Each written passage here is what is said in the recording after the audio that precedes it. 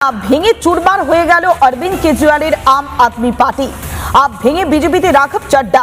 রাজ্যসভার 7 জন সাংসদকে নিয়ে বিজেপিতে যোগদান করেছেন আম আদমি পার্টি রাজ্যসভার সাংসদ রাঘব চাড্ডা। 10 জনের মধ্যে 7 জন আপ সাংসদ বিজেপিতে যোগদান করেছেন। রাজ্যসভায় এক কথায় সাফ হতে বসেছে আম আদমি পার্টি। সাংসদ হরভজন সিংও যোগ দিয়েছেন বিজেপিতে। আপের সাংসদদেরকে সঙ্গে নিয়ে বিজেপির হেডকোয়ার্টারে রাঘব চাড্ডা। এই पार्टी को मैंने अपने खून और पसीने से सींचा और अपनी जवानी के 15 साल दिए। वो आम आदमी पार्टी आज पूरी तरीके से भटक चुकी है और अब ये पार्टी देश के लिए नहीं, देश के हित के लिए नहीं, बल्कि अपने पर्सनल फायदे के लिए काम कर रही है।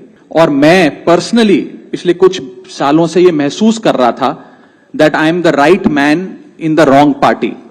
इसलिए आज हम ये अनाउंस करते हैं, मैं ये अनाउंस करता हूं कि मैं आम आदमी पार्टी से दूर जा रहा हूं।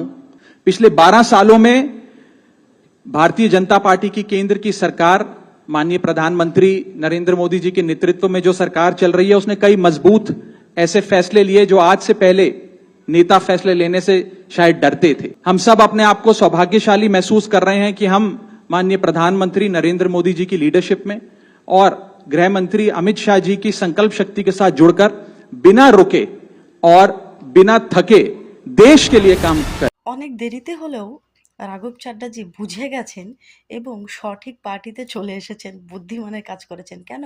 কারণ আমাদের দেশে এই বর্তমানে বিজেপি পার্টি এমন একটি পার্টি যেটি দেশের জন্য কাজ করে থাকেন। আর বাকি যতই পার্টি আছে না কেন, কোনো পার্টি দেশের জন্য তো কাজ করবেই না, উল্টো সবসময় দেশের বিরোধী করে যায়।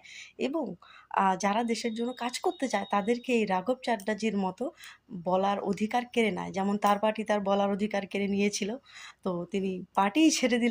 খুব ভালো কাজ করেছেন। আশা করি তিনি যে বিষয়গুলোকে তুলে ধরেন বিজেপির সহায়তায়, বিজেপি সরকারের সাথে এক হয়ে তিনি সেই বিষয়গুলিকে এবার বাস্তবে রূপ দেবেন। তার থেকে এটাই এক্সপেক্ট করব আমরা সকল সাধারণ মানুষ।